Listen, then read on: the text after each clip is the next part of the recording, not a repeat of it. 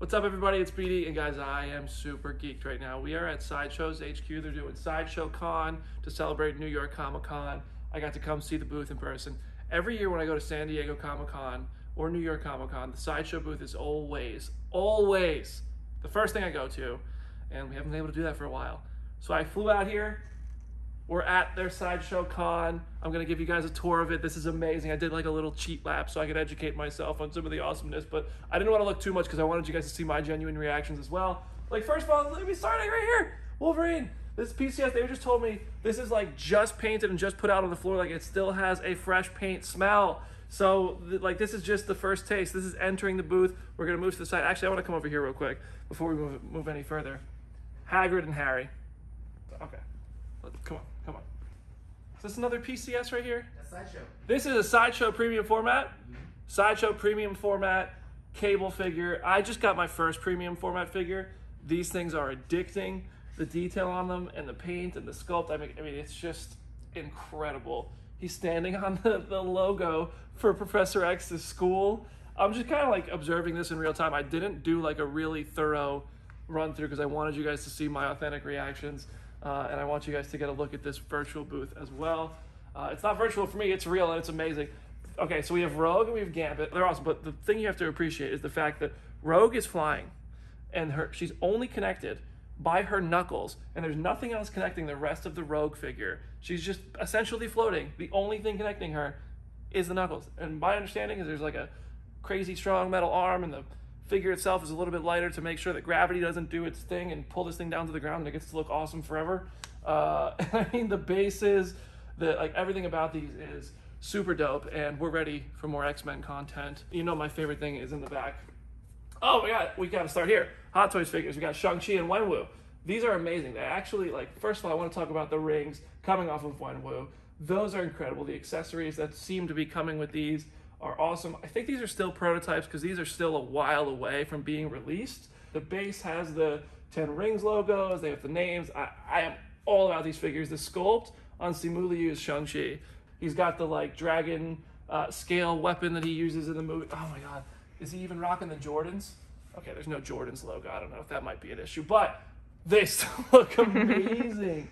Yeah, these are so dope. Congrats to Shang-Chi on being very successful. All right, now we're on to What If. You got the HYDRA Stomper, Steve Rogers, right there before, you know, Steve without the super soldier serum. Captain Carter, who I'm pretty sure we're going to be seeing a lot more of. Zombie Captain America, this is probably my favorite one.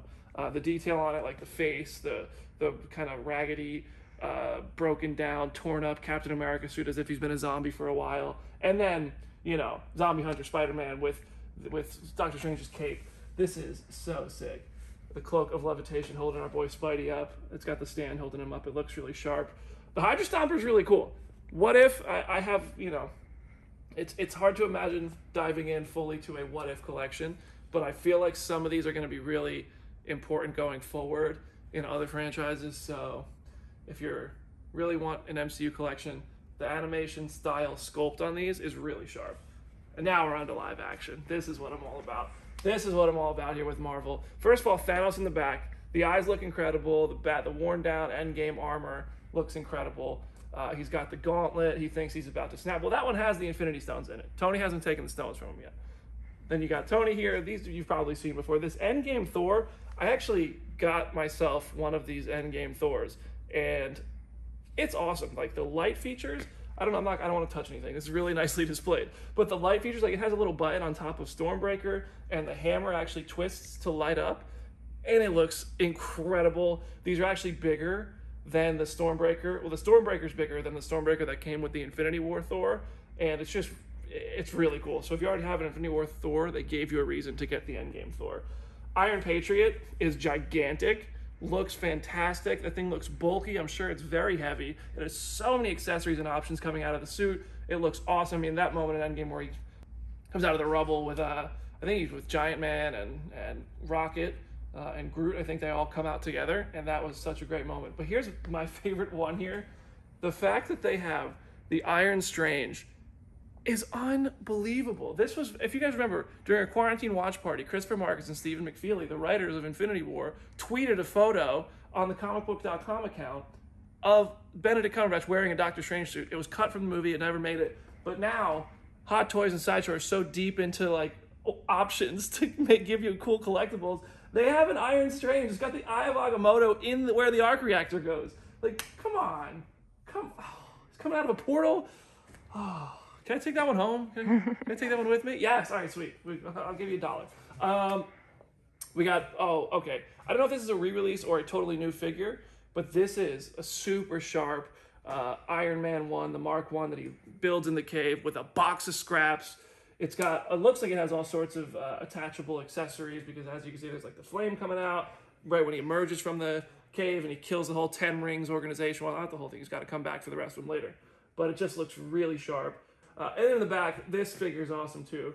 Falcon, Captain America. We've seen this one online before, but Falcon and Winter Soldier finally put Anthony Mackie, Sam Wilson in the Captain America suit. And it's freaking awesome. Look, it's even got his little red wing, his little Captain America style red wing on the back there. And then these neon techs are really cool too. Actually, the one that stands out to me that I haven't seen in person before is the Infinity War suit for Iron Man with the neon tech armor, and it's just super dope. It's got the shield and like the sword that he uses to fight Thanos, and this shield is what he used. I think that's actually from Endgame, and I'm a huge fan of these neon tech designs. And we're not done with alternate Iron Mans. This is like armorized Deadpool. They're not calling it Iron Pool, but I am. This one seems loaded with accessories, a big-ass gun, a sword. They all seem to attach to the back of it. This is just a really cool suit. I mean, look, it's got kind of what looks like would be an arc reactor in the center there. And this is kind of like a play on Iron Man with Deadpool, but it's a really fun figure. Talk about a Hall of Armor. This would be super fun and funny if you do actually have a whole collection to put in there with it. And now we're on to the Phase 4 of the MCU for the first time since What If. You got Red Guardian.